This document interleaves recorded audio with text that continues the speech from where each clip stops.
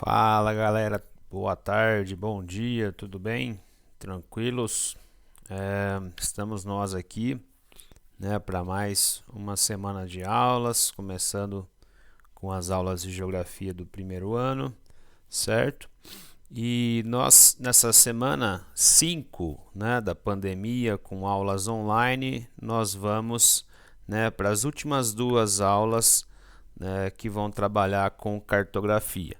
A primeira, né, aula é das isolinhas, ok?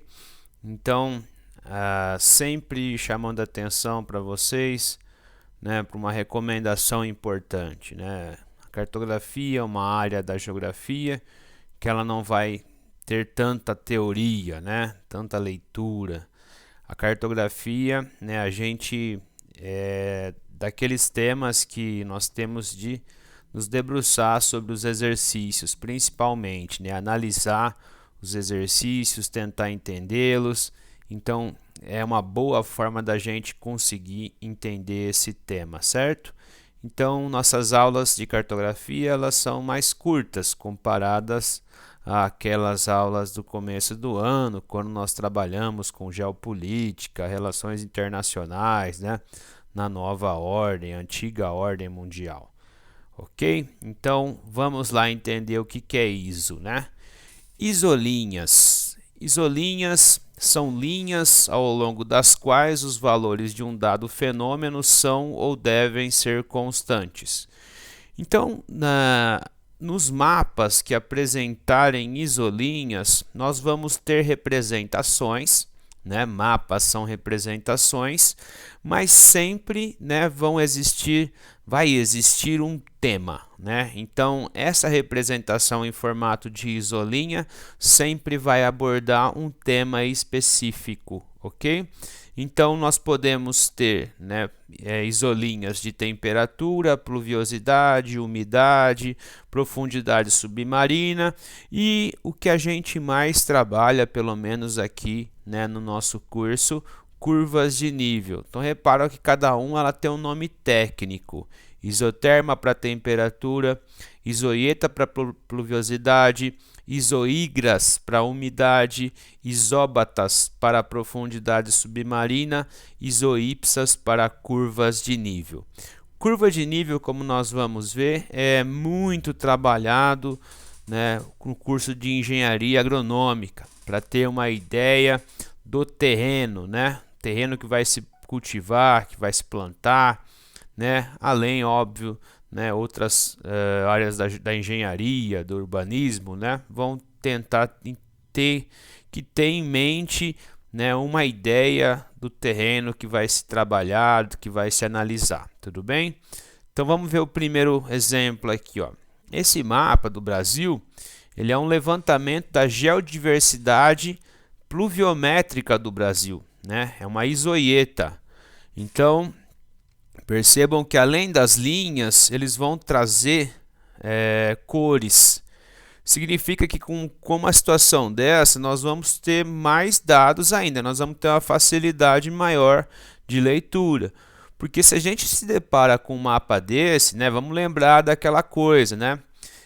Escalas maiores e menores. Aqui nós temos uma escala menor.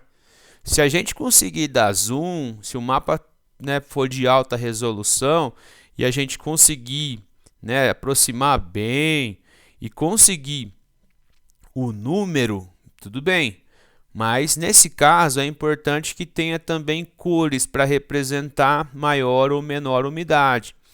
Então, numa escala dessa, quanto mais azul, mais úmido, quanto mais vermelho, mais seco, tá? Então, nós podemos perceber por esse mapa que a região norte do Brasil é a região mais úmida do nosso país e a região nordeste, né, a caatinga nordestina, é a região mais seca do nosso país. Veja aqui, né, por exemplo, nesse ponto, ó. Então vamos imaginar essa linhazinha que vocês estão vendo. Significa que nessa dimensão, nesse terreno, nessa localização, nós vamos ter a mesma, né, umidade pluviométrica, tá certo? Então, se áreas que estão envolvidas por essas linhas vão apresentar a mesma, né, média de chuva, ok? Então, são formas da gente fazer análises, né, abordando um tema em especial. Tranquilo? Vamos lá para a curva de nível, que é chamada de isoipsa, certo? Então, as curvas de nível, elas são representações, né, que vão unir pontos, assim como outras isolinhas, né? Mas o que vai se estar trabalhando? Com a altitude de um terreno, né? Nós podemos ver esse terreno a partir de duas representações, ou a curva de nível ou o perfil topográfico. Uma vai ser como se fosse uma observação por cima e a outra vai ser uma observação de perfil, tá certo? No caso da curva de nível, elas são linhas projetadas verticalmente sobre uma carta, né?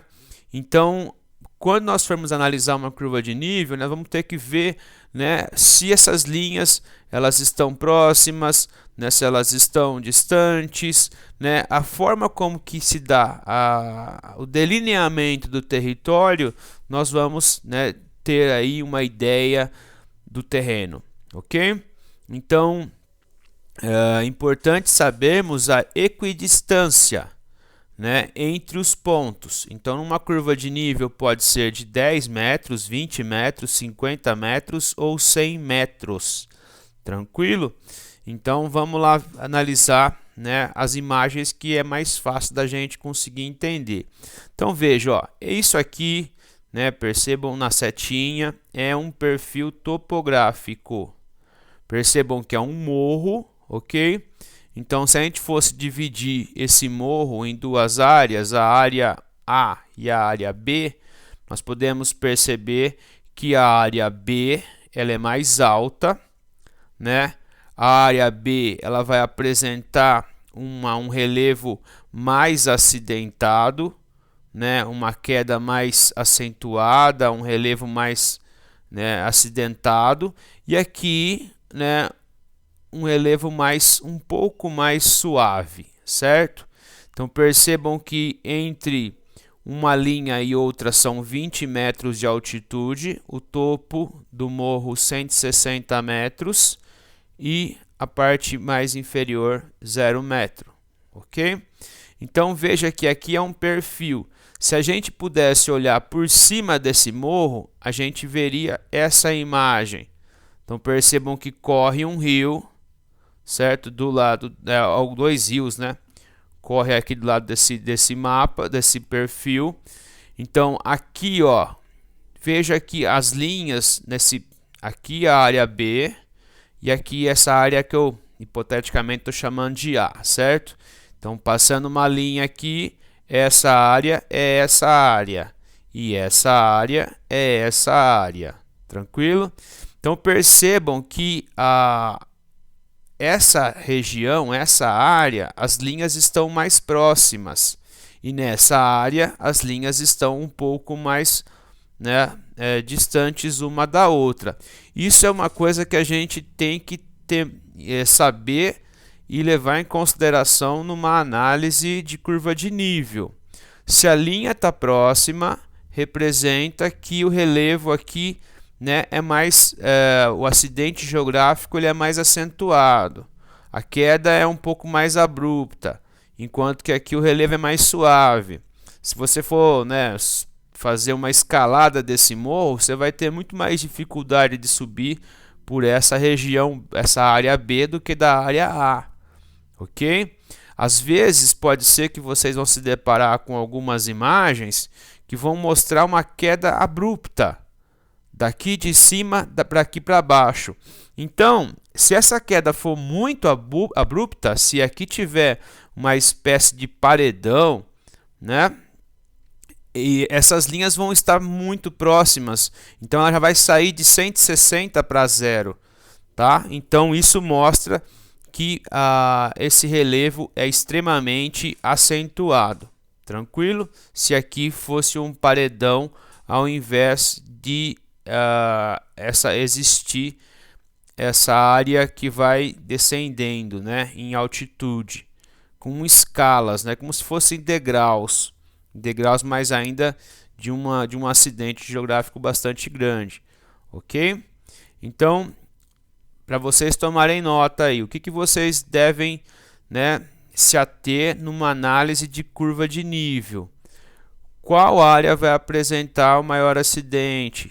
Qual é a área mais alta? Qual a área mais baixa? Qual é a área que vai ter, né, o relevo mais aplanado, mais suave? Então vocês podem se deparar com uma questão perguntando aonde nós fôssemos colocar uma antena. Aonde nós colocaríamos uma antena, né? Então vocês vão colocar aqui, ó, na parte superior, no topo, certo? Se fosse fazer uma plantação de alguma coisa, onde nós faríamos? Faríamos aqui na parte baixa, que está do lado do rio, ok? Então, tudo isso pode aparecer em algumas questões para vocês, tá certo? Vamos analisar aqui mais imagens. Aqui, essa imagem mostra a enseada do Botafogo, o Morro da Urca. Então, veja, aqui, né, a curva de nível. Aqui o perfil topográfico. E as linhas é como se nós fôssemos fazer uma transferência do perfil para, né, para a curva de nível. Então veja aqui, ó, que esse acidente geográfico ele é bastante acentuado. Então as linhas vão estar muito próximas. Olha aqui, ó. Tá vendo? As linhas estão muito próximas. Aqui não, ó. Aqui você vai ter um distanciamento maior da linha. E aqui um pouco menos. Aqui é o Morro da Urca. Tá certo? Então veja que aqui o relevo já é um pouco mais suave. Tá certo? E aqui outra imagem interessante. Isso aqui é um vale, certo? O que é um vale? Um vale sempre vai envolver a junção de um rio e uma área montanhosa, certo?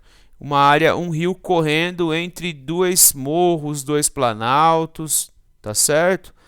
Então, como nós percebemos isso? Veja o rio aqui no meio e aqui uma elevação da altitude, certo? 900, 950, 1000, 1050, 1100, 1050 seria a parte mais alta dessa imagem.